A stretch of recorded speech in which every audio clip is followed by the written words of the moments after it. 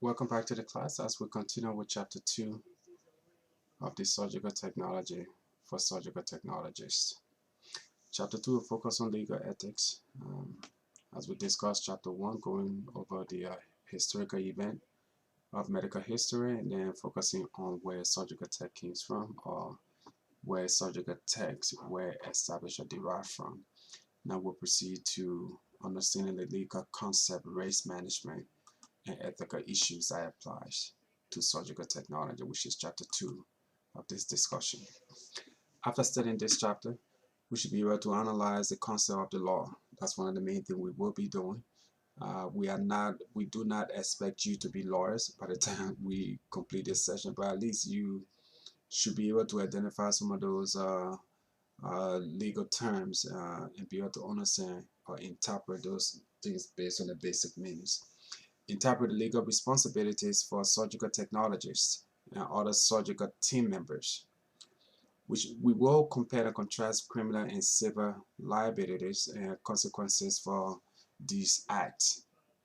And as we continue on, we'll be able to analyze the American Hospital Association's patient care partnership while describing the needs of professional liability insurance policy when it comes down to the surgical technologist profession and the nursing profession too as well.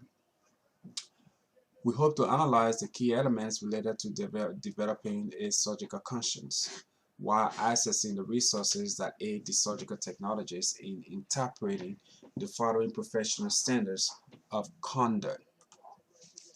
And then we'll get started. When we start talking about legal issues or legal ethics, we look at in a healthcare environment, there's a considerable agreement over basic values and their applications for patient care. The law, as we know it to be, is a standard, and the guidance developed for healthcare practice which of course they reflect these basic values. Some of those values that we will be looking at is are things that were discussed under the American Hospital Association Patient Care Partnership Program, where we focus on the rights and reflect the general acceptance view of a patient as an autonomous individual who is in need of a service that he or she cannot provide for himself or herself.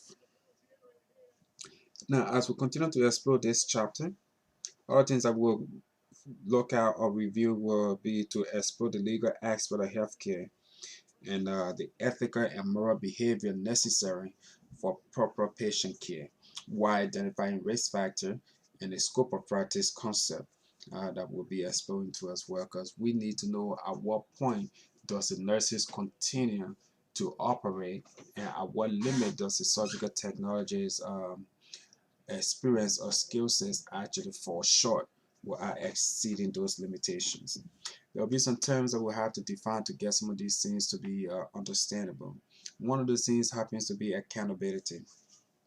Being accountable is just an obligation to disclose details of evaluation.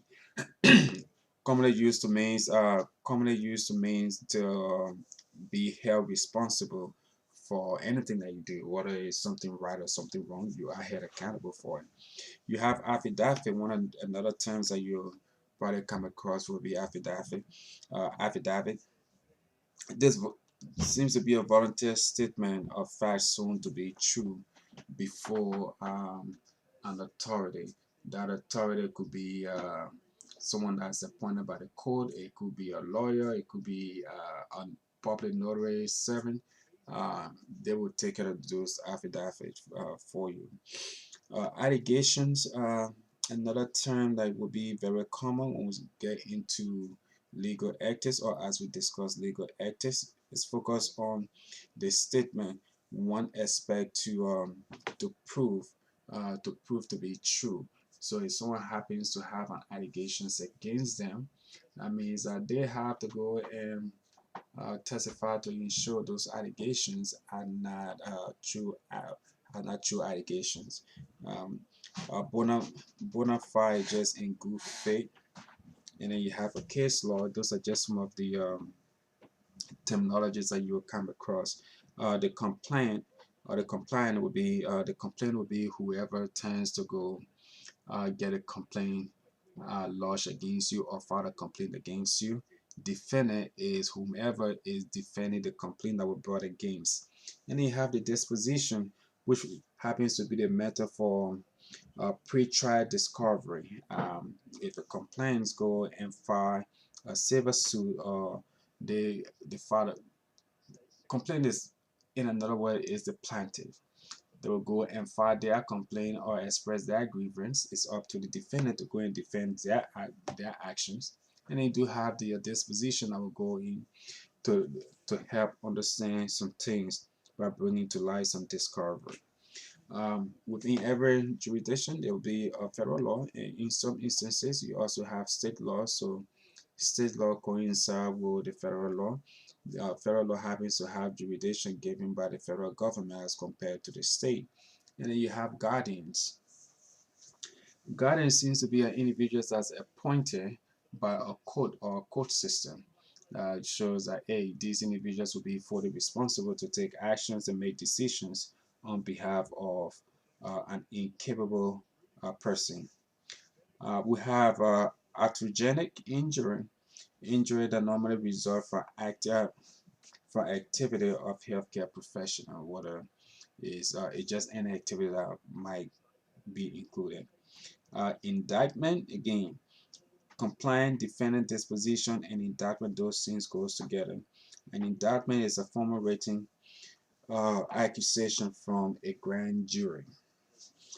Jury, of course, will be a group of citizens who decide the outcome of a criminal or civil trial. Larceny is just taking another property without consent. Other people, the most common form would be stealing. The more common term to use for that would be stealing. You have liability. Focus on is express the indications that there is an obligation to do or not to do something. An item is given to you, you have the full responsibility of it, and you do share the liability of those items once given to you. Malpractice would be another term that we will consider in this chapter that talks about professional misconduct of an individual that tends to bring harm to another person. Whether it could be a negligence of a professional. You do have negligence that focus on individuals not doing um, the right thing.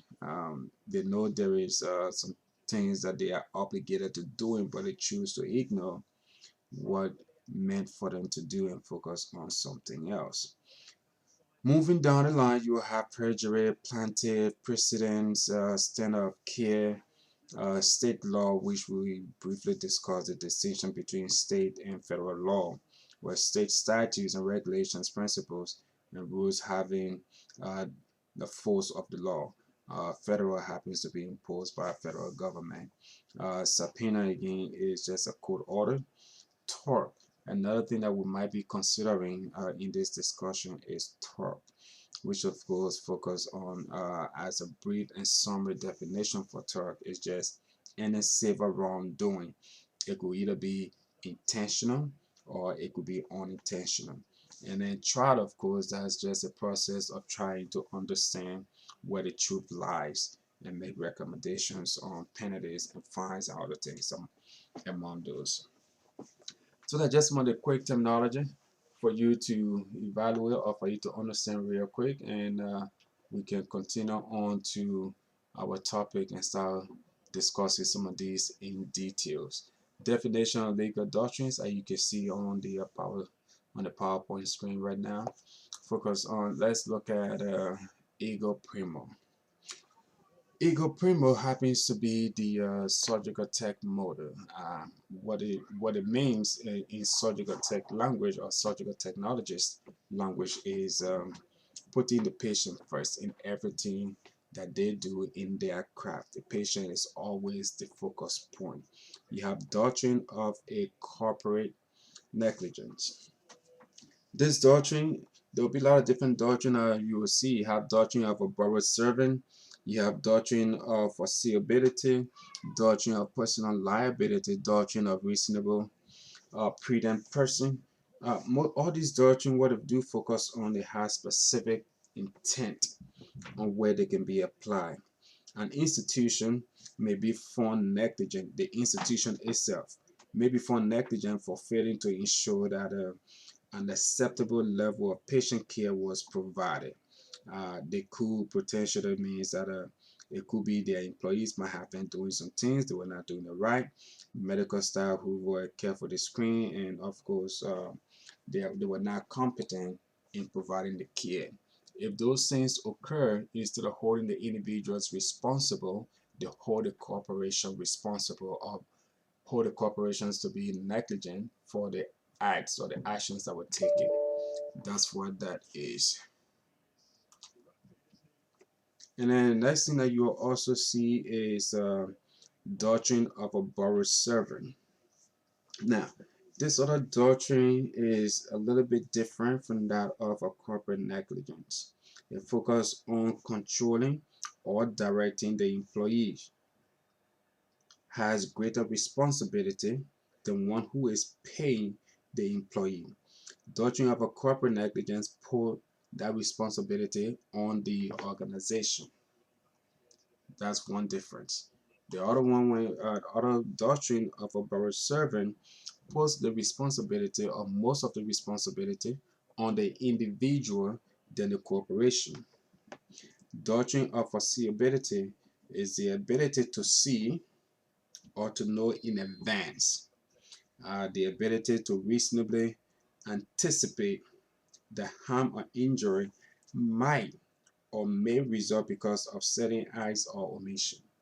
If we put a patient on a bed, on a surgical table, and fail to apply the safety strap at the recommended location, 2 inches above the knee, making sure it's not tight, there is no arm bolt available, the operating room bed or the surgical bed is not locked, other things like that, we can foresee that some of those things, some things that might happen because of our action is patient could fall off the bed could roll down the room to another corner.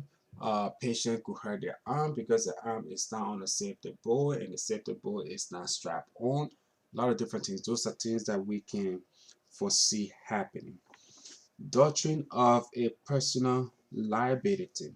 It shows that each person is responsible for his or her own conduct.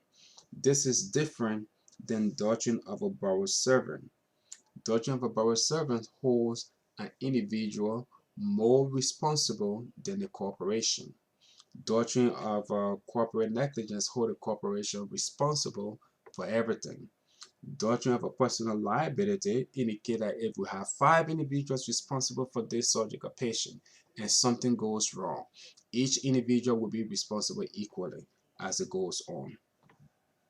Doctrine of a reasonable prudent person shows that if a person perform an action as would any reasonable person or ordinary prudent, in the eyes of the law, that reasonable person is not the typical person, but a collection of a community judgment as to how the typical community member should behave in situations that might pose a threat or harm to the public. It's a little bit different. Now you have another one that talks about the thing speaks for itself. Now, if a thing speaks for itself, we're looking at some other component of negligence, because for negligence to for a court system to award a plaintiff for a negligent claim, 5 elements have to be established. One of the 5 elements is the thing had to speak for itself. If something happened, the patient burned himself, well, the burn mark will show that, hey, this actually happened. And in the eyes of the law, that is referred to as res aspa liquida. We also have respondent superior. That shows that, hey, as I'm working here, if anything was to happen, whoever I'm working for or my supervisor is responsible. It shows that the master will have to answer for this thing. This is different than doctrine of a corporate negligence, in as much as we will have the corporation to be responsible. We also understand that a smaller corporation, we can go for the entire corporation. We have to focus on a lower level individuals, and in this case, the supervisor will be responsible for it. That's what we do have. And these are some of the terms that we'll be discussing, and we'll move on to the next one and see what's the next doctrine we will be talking about, and we can continue on from there. And these were some of the things I was speaking of while the slides was on a different screen. As we continue on, we talk about accountability, affidavit, allegation, bona fide, case law, compliant, defendant, disposition, federal law. Again, those are all the same. Guardians is normally appointed by a co-assistant.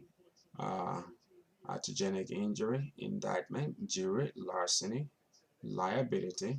Larceny is just a fancy word of saying stealing. Malpractice, negligent, perjury, lying on oneself, or providing false information. Precedents. Those are just a few, and that's where we were. So now we start talking about torts. When we talk about torts law, we understand tort definition to be any civil wrong that may be intentional or unintentional. Now, on this other tort, we got to look at some intentional acts. Tort law might be defined as just a wrong independent of a contract. As it is intentional, we can consider other things like an assault. An assault could be done intentionally. Um, it could be offensive by touching someone without authorization. We could be insulting the patient. That could be, hey, we're mad at this person, so we're going to disrespect them and insult them. Or it could be some type of physical injury that we might impose on somebody without getting any type of consent. The thing about assault is this: if a consent is given by the patient, a patient is sent to the hospital, there are two types of consent. The moment they enter the hospital to seek treatment, they normally get a general consent. Another consent that they will get is a special consent. A special consent says, hey, if we were allowed to do something for you or provide treatment for you, these are things that we will do. We need a consent from you to allow us to do this. If the patient has already consented for some type of skin lesion to be removed from the upper arm, the upper right arm, and we turn to deviate from that and transition ourselves onto the upper left arm, we have just assaulted that person. So those are some of the things we have to be very careful with when we're looking at assault in relation to consent. Another one you will see is battery. Battery is an actual act of a harmful or unwanted contact with a person, including contact without proper consent, which we do not try to do. We avoid doing that. You have defamation. Defamation could come in one or two ways.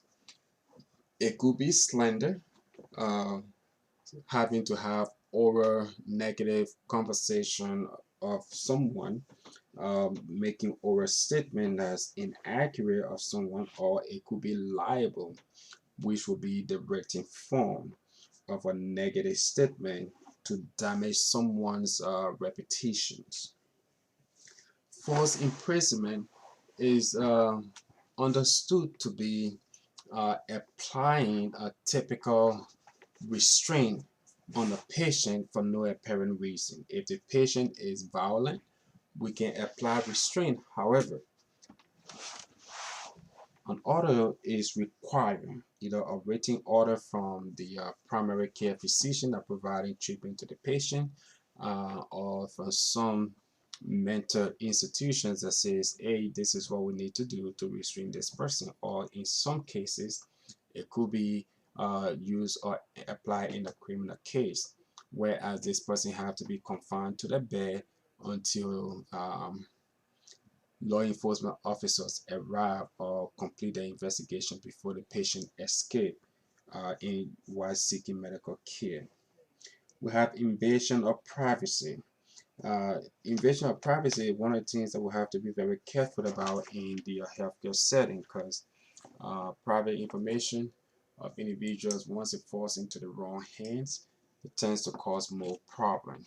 Just some things that we have to be cautious about as we continue on providing the best treatment for our patient. As we continue on with intentional talk, we'll also look at some other things. Defending. When we look at the defendant's action, we try to understand some of these proof to prove intentional tort. Now, was there some of the proof that you see the defendant normally intend to interfere with the plaintiff's property? If that was to happen, then we can say, okay, well, an intentional tort happens to be done because we have some type of proof for it. The consequences of an act were also intended. The act was substantial factors in bringing about a consequences. Some of those things, those are some of the things that could be considered as proof of intentional tort to actually occur. Now we will switch over to an unintentional version of it. Now, the intentional version is something that was done intentionally with the intent that, hey, if we do this, we know the outcome. The outcome will not be good. Unintentional is something that happens unknowing to us. It just happened, and then we'll have to deal with it. Now, despite the surgical team best effort, you will see that an individual make mistakes a lot. Okay, unintentional talk we discussing now are the most common types of patient care errors that are normally committed by the operating room personnel, and include negligence, malpractice, right? But here's the thing though, in order for us to establish negligence, a plaintiff must prove that the defendant had a duty to the plaintiff. That's the first thing. Remember, I had said previously that 5 things had to be identified in order for a negligent case to be resolved. The second one is this: if for some reason we were able to establish that there was some duty owed to the plaintiff, we also have to prove that the defendant breached that duty by either failing to confirm or to require the standard of conduct for the plaintiff. The next thing is the defendant's negligent conduct was the cause of a harm to the plaintiff. Now, if that happened, the next thing we have to try to consider is the plaintiff itself was in fact harmed or damaged. Remember the term res asper loquitur, let the thing speak for itself. We have to ensure that there was duty owed, there was some type of deviation from duty, we did breach the patient trust, and what we did actually caused harm, and the harm has to be proven. It has to be something that we can see. If those things are considered, now the code can reward that patient. There has to be a reward for it. So those are the things that we have to be very careful of when we're looking at a negligent case. If an individual engages in some type of activity that require special skills, education, or experience, such as working in an operating room, right? The standard by which his or her conduct is measured is the conduct of a reasonable, skilled, competent, and experienced person who is qualified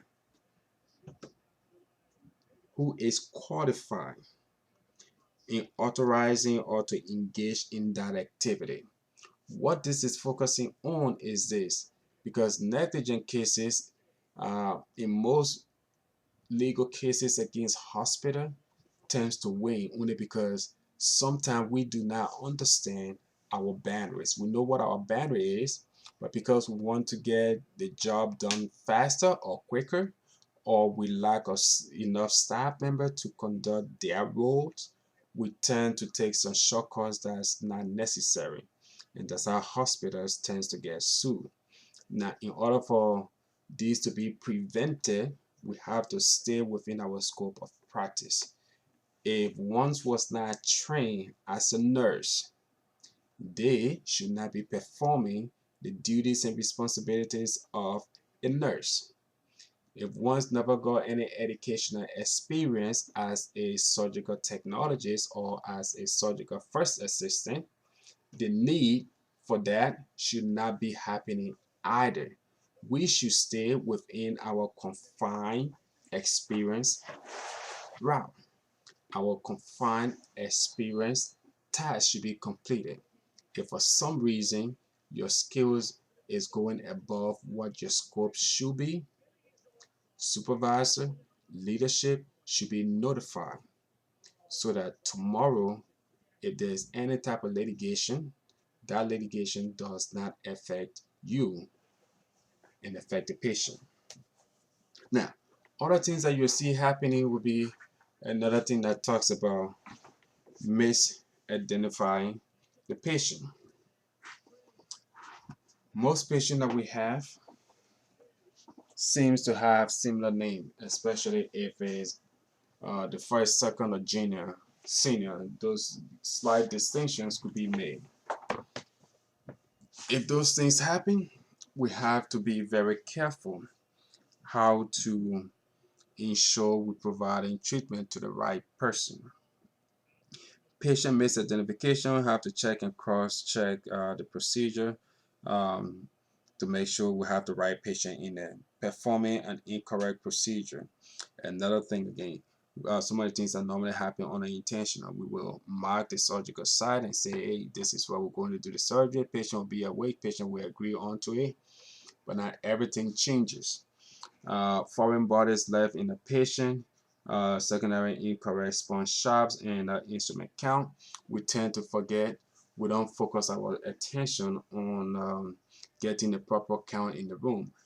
As a surgical tech and as a operating room nurse, there has to be a minimum of 3 count.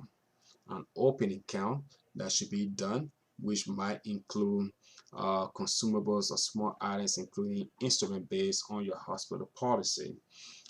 There must be a closing count that will pretty much be the same thing as was on the initial count, while including additional items that were open during the intraoperative phase of the case.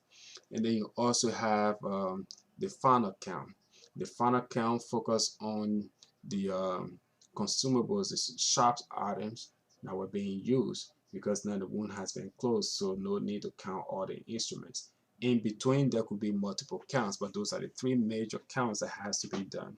We have to ensure that everything that went in the patient actually came out instrument-wise. Focusing on patient burns. Burns could occur in a lot of different ways. It could result from the bovie that was being used on the patient, bovie pad incorrectly placed on the patient, or something like that. The patient came in the operating room and they had a surgical, they had a ring on their hand, or they had earring, or they had something on them that they were wearing. Those things have to be taken out, or they even had a pool of prep solution that they were laying in that the nurse or the circulating surgical tech never paid for attention to have those things dried up before the initiation of the surgical case. So some of the things we have to take a look at and ensure that the patient don't go in or go under surgery and come out with different things, because if there's a burn, it is unintentional, but again, there's a possibility that the hospital, the facility, or the individuals could be sued for negligence. False positioning error. Another thing that I have to consider while positioning the patient, we have to ensure that all positioning error, all positioning items are being used correctly. Pressure points on the patient are being padded correctly. Safety straps are being utilized to the right location to prevent some of these things from happening. Improper handling and identifications or loss of specimen. Specimen, again, are one of the things that are very critical in the operating room setting. Something that we all know, specimen cannot regrow itself. Specimen is needed for medical professional to make a professional judgment by understanding the patient condition based on the landmark that they took surrounding the specimen. In most cases, those specimens have to go down to pathology for analysis and then notify the surgeon and say, hey, what you took out is good to go. You took all the margins out, or maybe you have to go to the media side a little bit and take out 1 or 2 centimeters of tissue out to ensure that you have all the margins taken out, especially if the patient is suffering from some forms of carcinoma. Incorrect drugs or incorrect administration is something that before any medication is normally added onto the surgical field, it's either presented from the nurse to the surgical technologist, and those medications have to be verified by using the 6 rights of a patient. Verify the medication, ensuring that medication have not expired, it's the right medication, it's the right dosage, it's the right route, it is the right patient, and it is being administered at the right time, followed by the documentation to ensure that everything that was given to the patient has been documented. And once those things have been given to the surgical tech by the nurse, the surgical technologists have to ensure that the medication have to be given to the surgeon while verifying the same thing as well. And the surgeon get to make the decision how many centimeters or milliliter they would like to use on the patient. Harm secondary to use of defective equipment. Most hospitals have biomedical department that normally handles all their equipment. All malfunctioning equipment should be taken out of circulations and sent down for repair. And if it cannot be repaired, it should be taken out of circulations, and consideration should be made to either get new device, purchase a new one, or find a better device to use than using a broken device on a patient that will cause more harm. Loss or damage to patient property. Patient coming into the surgical area, all property should be given to the patient escort. Surgical personnel can be held liable for the loss of these items if those items are not removed from the patient and properly placed in a personnel uh, label bag and given to the patient, or being left in the room that the patient will return to during the recovery process. We hope that through the pre-surgical instruction, some of those things will be passed on to the patient, not to bring any valuable items when they come into their surgical appointment. Harm secondary to major break in sterile technique. Again, this is one of these ones that focus mainly onto the surgical technologist. It is the responsibility of every surgical staff member to ensure that there is no breaking sterile technique. If there is, it is identified and it is corrected before it becomes something that will affect the patient at a later time. And this is where surgical conscience actually comes in. Exceeding authority or accepted functions violations of hospital policy. Hospital policy should be followed at all times. Only time it should be called into question is if for any reason it deviates from the standards of OSHA, Joint Commission, AORN standards, and of course Association of Surgical Technologists standard. If it deviates from those things, then it can be called into questions. Other than that, it should be followed at all times. Abandonment of patient. Another one that we try to avoid. If a patient comes into our facilities for treatment, again, if the patient came in, we have to make sure patient came for treatment, there is duty owed. And that duty, we cannot breach that duty. We have to give every single treatment we need to give to that patient. We cannot avoid it at all. We want to be very careful if we have to transfer patient from one location to the next. Proper transfer, proper transfer protocol should be followed while transferring the patient from one surgical care to the next, or from one medical professional to the next, to ensure that there is no loss in communication, or the patient is not left alone wandering in a specific area while waiting on them to get their treatment.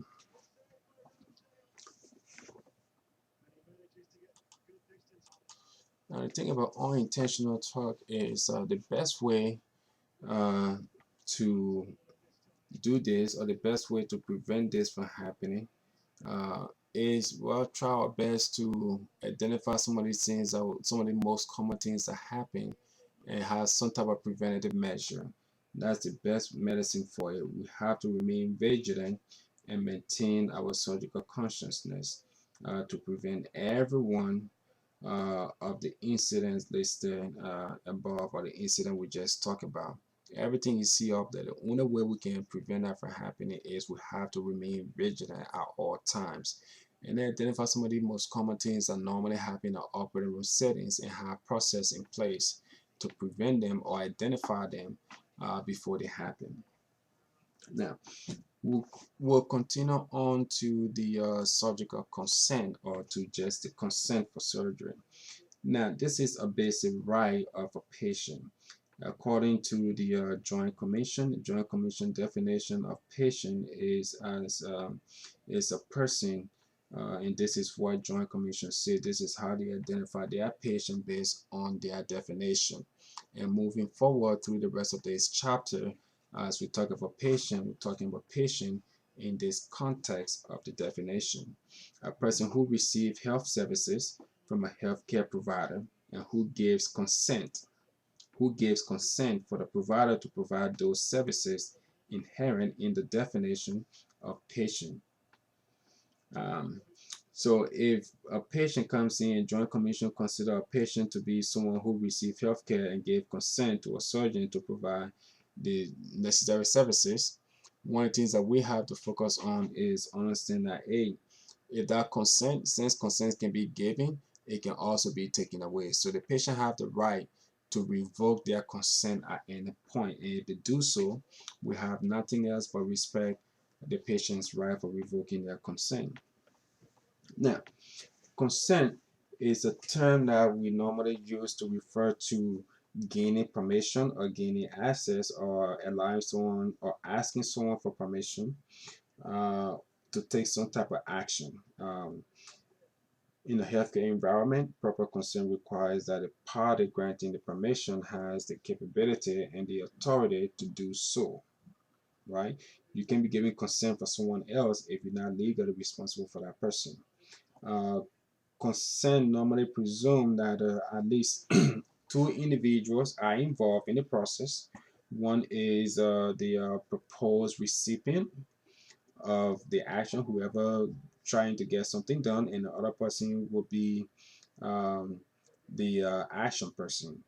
Under the circumstance that we have already understand, or we are concerned that the recipient is typically the patient. So consent will fall under the surgeon and the patient ability to understand one another well. The surgeon is telling the patient what they want to get, how they're going to get it, and what are things involved in it. The patient is the one that knows what they want. The patient can say, okay, I will take it with all the risk and everything else, or I will reject it with all the risk and everything else. And if that happens, nothing else they can do but just follow what a wish is, or what they are wishing for. Consent can be given a lot of different ways. Um, for a surgical procedure, we do not perform anything without a written or informed consent. So those are normally one of the two ways that you will have. It will either be written, or it will be an informed consent of the patient, except in a narrow range of legal definition situation. To perform surgery without consent can be um, commission of a battery. So if the patient does not give that consent and we perform surgery on them, well, we just cause battery to that patient, because patient never authorized us to touch them. Consent may be given either of two forms, right? Patient can either express their consent by expressing their consent, or they can have it to be something that will be implied. Express consent focus on a verbal or some type of written statement that will be granting that. Implied consent is something that we just happen based on the circumstances that exist. This one will normally lead to a reasonable healthcare provider to believe that that person or that patient had, had given consent, although no direct or verbal express words of consent were given.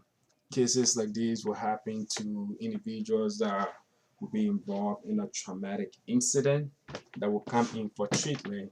One or two things, they either pass out or uh, they are facial, or they happen to have some type of facial trauma and they can't speak. Now, those ones now would then be considered as implied consent.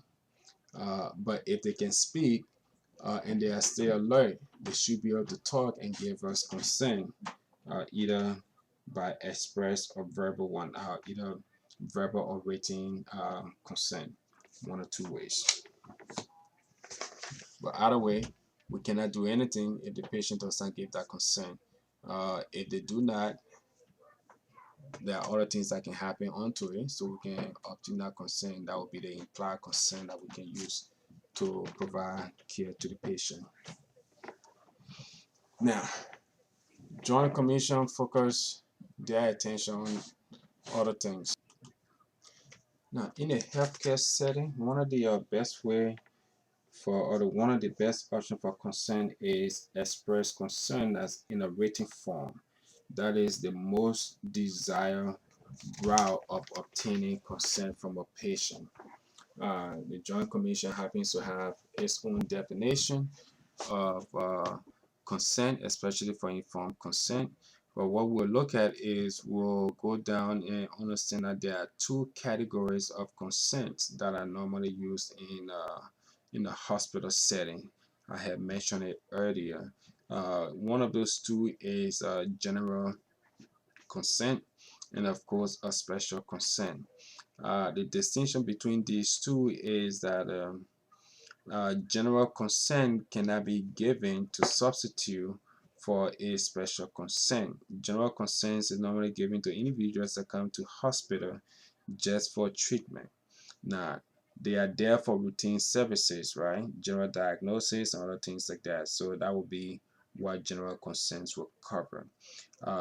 If we transitioning from just general issue or general medical issues and going on to something special now, that's where special consent must be given for any procedure that entails a higher than normal risk. Like if the patient just coming in for routine diagnosis, that's just general consent.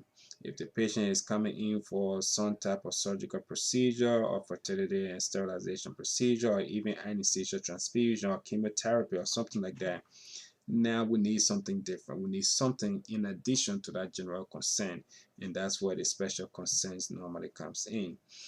Final responsibility for securing a written or informed surgical consent now is now belonging, or is now the responsibility of the surgeon. The surgeon will ensure that it discusses the condition, the proposed treatment, the risk, alternative, the alternative of the surgical procedure that they are presenting to the patient, and then of course patient and possibly to the family.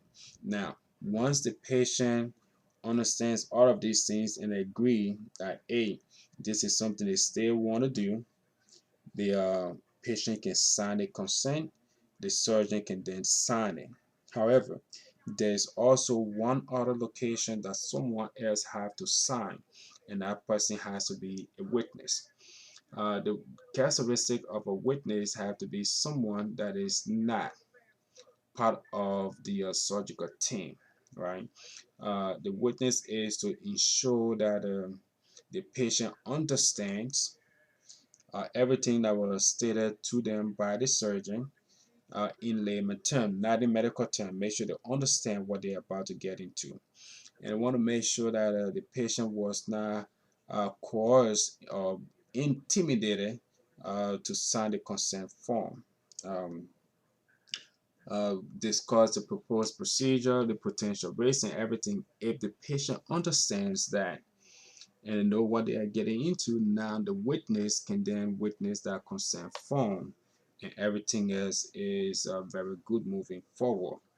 If for some reason that the patient is not able to sign the consent form when presented by the surgeon, the patient can definitely mark the signature block with an X, and then they can have another um, authorized individual sign the consent form as a witness, and then they just go on from there. So if the patient is illiterate, they cannot read and write, they have the option of just signing their consent form with an X and moving forward.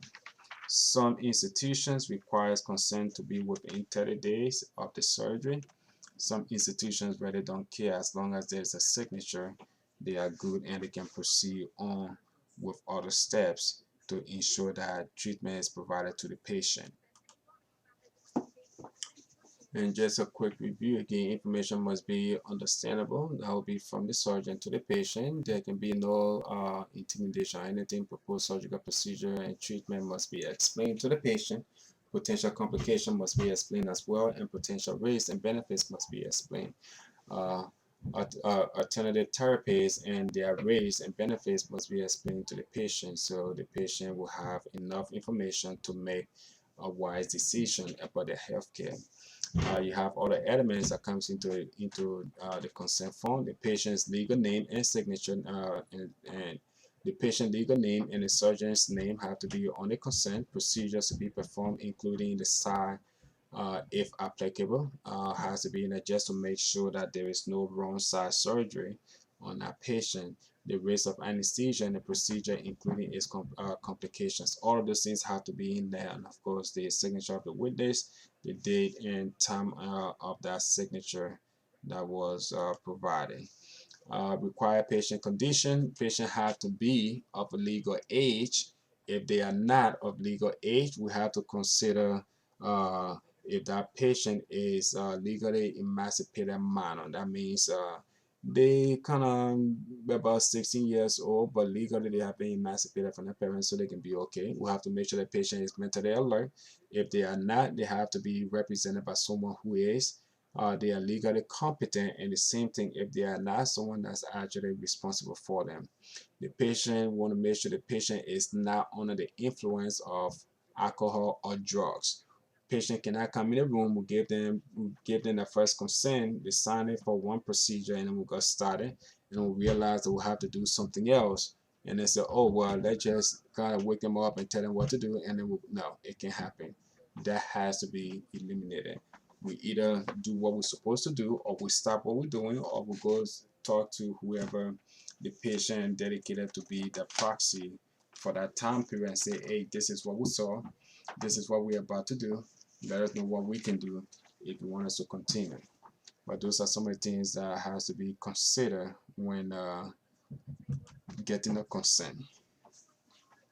Um, Consent will be given to a competent adult that's speaking, either speaking for himself or for herself. Paralegal guidance is just some of the things that we have to consider. Guidance in the case of a physical inability or legal incompetent. Temporary guidance could be one of those two as well. And if none of those are available, consent could be given by hospital administrator or even the court. If the court's getting involved now, then that means there's something legal that have to take place, either involve religions or something of that nature. But that's what you will end up seeing happening. Other methods in which we can obtain consent could either be done through a telephone, it could be on through the electronic where they will give the consent in writing and then fax it to you. It could be an agreement of two consulting physicians where at the last minute they'll make the decisions in the best interest of the patient. And of course, you have the wonderful one, which is the administrative consent that will come in only because there is nothing else we can have. every other option have been absorbed, and these are the last results. In the medical record, we'll make sure that there is some type of identification of the patient's physicians, their nurses, and other healthcare providers that were involved. Medical history and physical examinations have to be in there because the decisions now, if administrator or two consulting physicians have to authorize a consent, they need to be able to review these information on the patient and make that decision based off their medical history. They have to look at the treatment plan details and the result of all those other things that the patient have had in the past and the patient medication history, what kind of medication the patient is on. Physical findings during the hospital stay, and then look at the discharge condition and follow up treatment after everything is done. Once they make the decision with the consent patient get a treatment, there have to be a treatment plan will be detailed up in the patient medical record. um, Physical findings have to be in there too as well. It shows that the length of time they stay. But when they are being discharged, we want to make sure this is a little bit different now because this is the post-operative phase now. Patient have already left the operating room. So this section does not really apply to the surgical technologist. Definitely not to the nurse. In some cases, the nurse, because nurses are normally all over the place. But discharge condition and follow-up treatment, uh, patients should always be scheduled for follow-up appointment to come for reevaluation, so at least we can understand how the patient is doing. But before some of those things goes on, one of the things that happen is in the operating room, we tend to use a lot of abbreviations.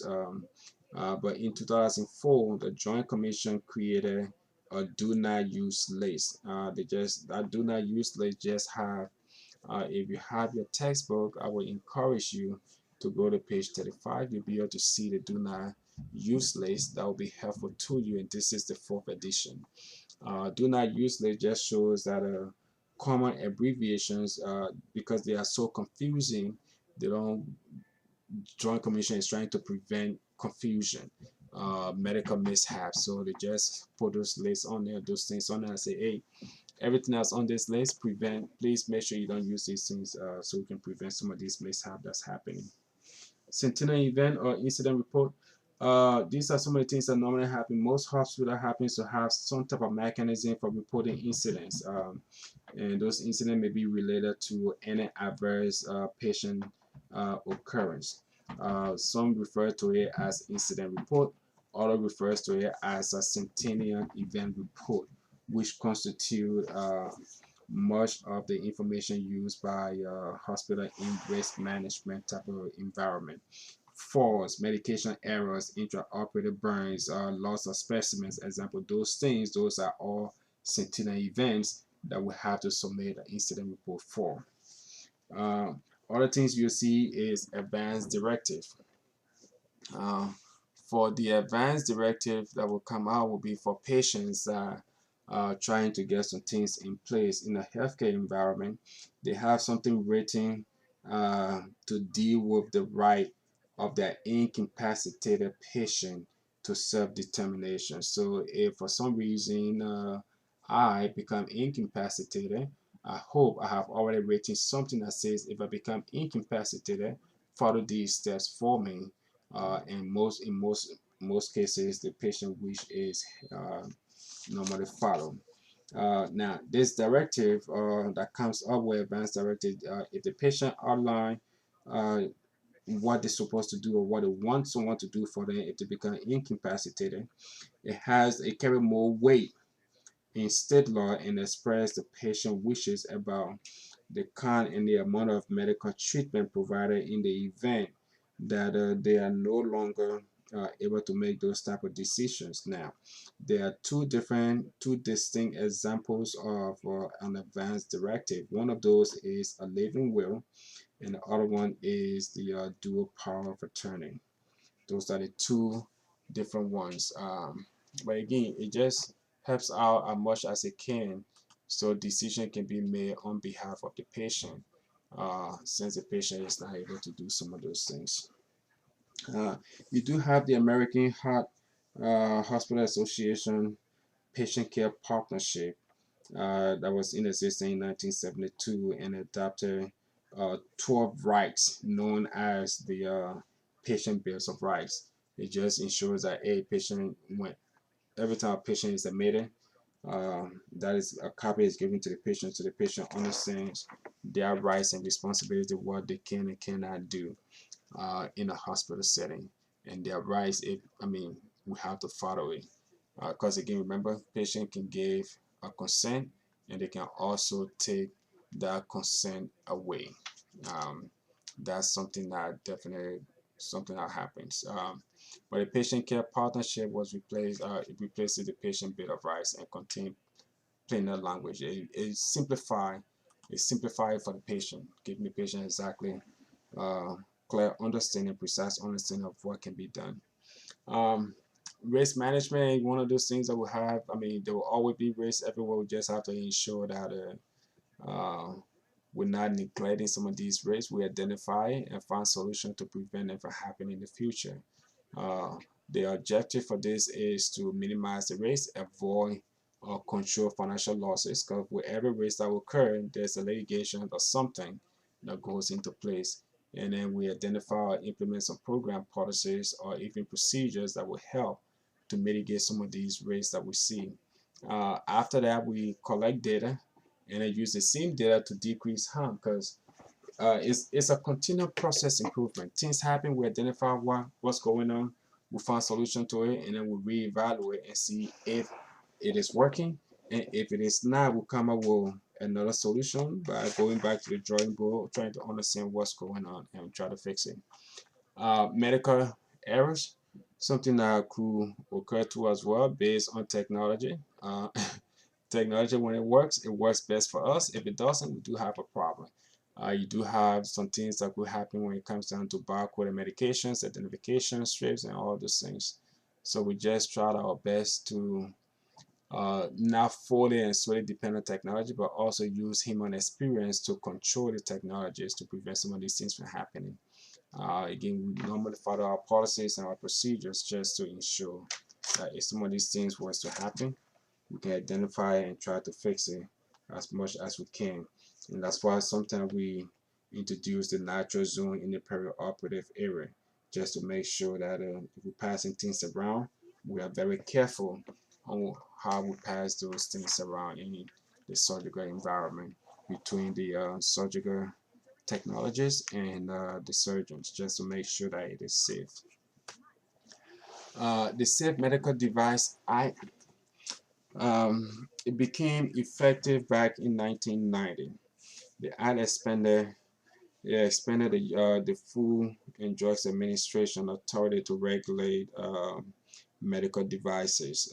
The reason for this was there was a concern by Congress about the FDA ability to quickly learn and add on information when a medical device causes an adverse patient event. That's the only way to get involved. So this one came out and said, hey, maybe we can figure out what's going on first before things like this happen to actually harm a patient. So the devices are normally removed from the hospital and other healthcare facilities in a timely manner, just to make sure. That's one of the outcomes that came out. Instead of waiting until it causes harm, they have processes in place to identify some of those things before it happens, and then they can remove it from there.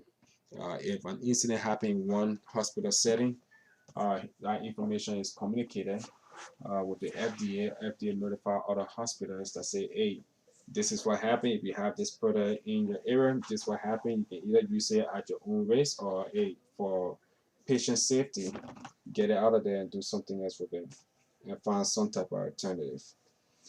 That's what happened with this when it was first created, and ever since then it's been working perfectly.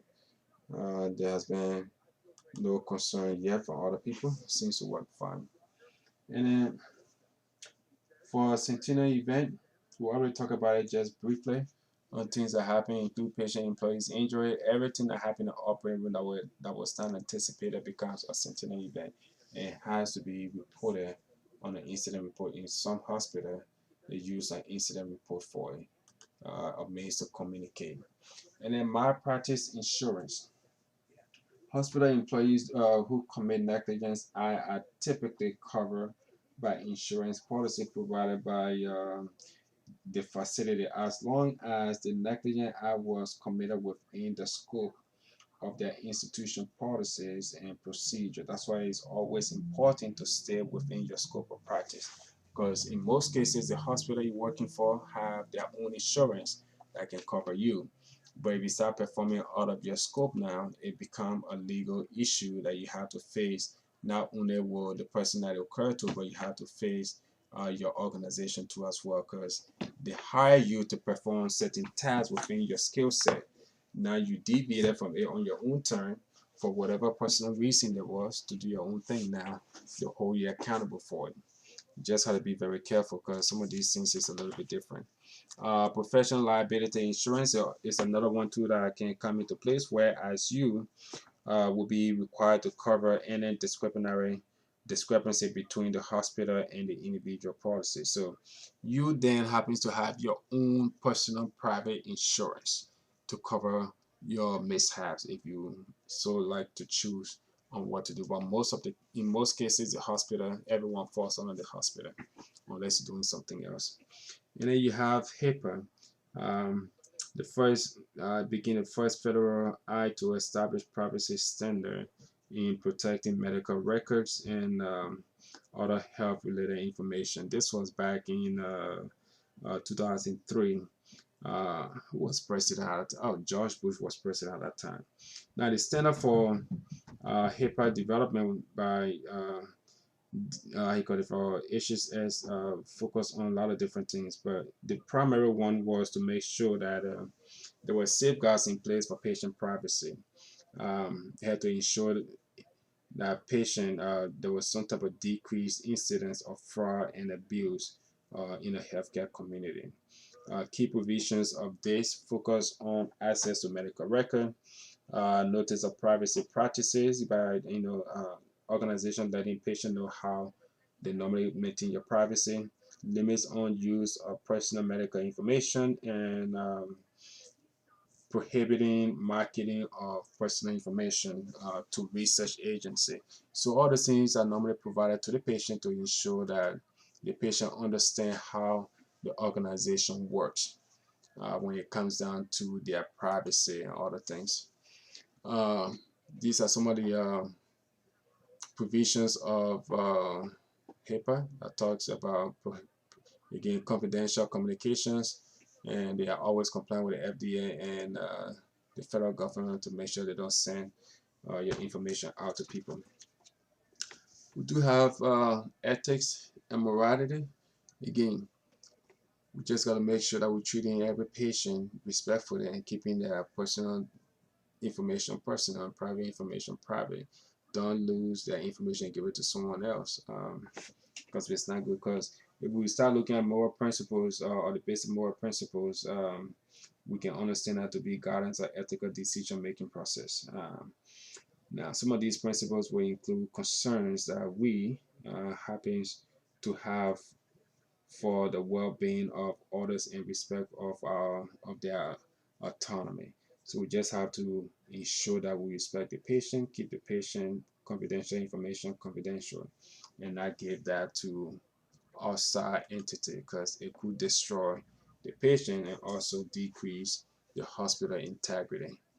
Um, Other things you have to look at when it comes down to moral principles include basic justice, preventions, something quick to review, and then elements of ethical decision making process, things that you could be asked or you can ask yourself to ensure that the decision you're about to make is something right. If it's the wrong decision, then you don't do it. So you ask yourself this question: what makes a right act right? I mean, if there's no answer for it, and there's nothing that'll make it right, then why do it? You can prevent yourself from doing things like that. What kind of I are normally right? If you don't know what I are normally right, then you don't have to assume on what you want to do. You have to let it be and protect the patient at all costs. Um, your personal values, your accountability for one's action, responsibility for one's action.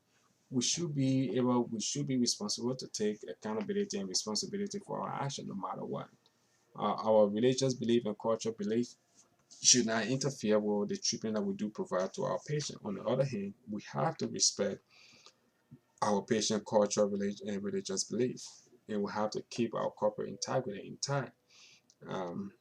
We just focus our attention on some other things and keep working to improve the patient life to the best we can.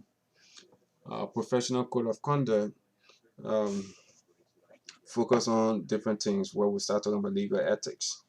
In 85, the ASC established their code of ethics that normally provides guidelines for surgical technology. So we do have our own code of ethics. Not just the surgical technologists, but surgeons, nurses have their own code of ethics, and we have to hold the code of ethics to. We have to hold ourselves to those standards. And then you do have your scope of practice again. Again, we have to make sure we stay within our field, whatever we're trained for, that's what we do. If you exceed that and start doing your own thing and something happens, you get sued. The organization could turn that against you because they hire you to stay within um, a specific frame of work or based on your experience, based on your training level. If you start performing duties that's above your skill set, it becomes a problem. They can turn that against you too as well. And scope of practice is normally supported by federal law and federal agency. Some of those, they talk about some of these code of ethics, and we have to hold those things to a higher standard. We can't change any of those things. We have to leave it as they are. And then you have credentialing. When it comes down to credentialing, there are other processes that's involved in it. First, before you get credentialed, you have to get the knowledge for the field in which you want to get credentialed in. Once you obtain the knowledge, you have to go and do your registration. When you do your registration, you have to take a certification exam. Once you pass the certification exam, you then get your certificate or your license and you're good to go. But of these three here, the least form of credentialing is the registration. That is the least form, because all you're doing is you just going to apply for it and get ready to take it. That makes it the least form of credentialing. That is registration. Certifications is you taking the test to get certified. License is as you pass the test, you get a license for what you did. And then you have accreditation and a core curriculum that normally contribute to the protection of public by assessing educational plans. For us now, we're looking, for the surgical tech, like we talked about it in chapter 1. If you look at the accreditation, the surgical tech accreditation falls under CAMI, um, which is one of the accreditation agency for surgical technologists. For nurses, nurses have their own, so you just go on and on from there. Well, that's pretty much all we have to cover in section 1, which is chapter 2 of this textbook. We focus our attention on understanding the concept of the law by just giving you basic terminology and giving you some legal responsibility as a surgical tech and as a nurse. We discuss criminal and civil liabilities and insurance policy when it comes down to getting insurance or who responsibility is it when you're working for an institution. We discuss ethics in a professional practice and caution you not to perform your skill sets above your scope, but rather remain within your scope of practice as you master your craft. We discuss principles of problem solving in ethical decision making. If you think something is wrong, don't do it. You have to do the best thing, make the best judgment for your patient. If you have any questions, again, feel free to send me an email or when we meet online, you can write down your questions and ask those questions at the beginning of class. I will be able to answer those questions for you. Until then, I will see you in chapter 3.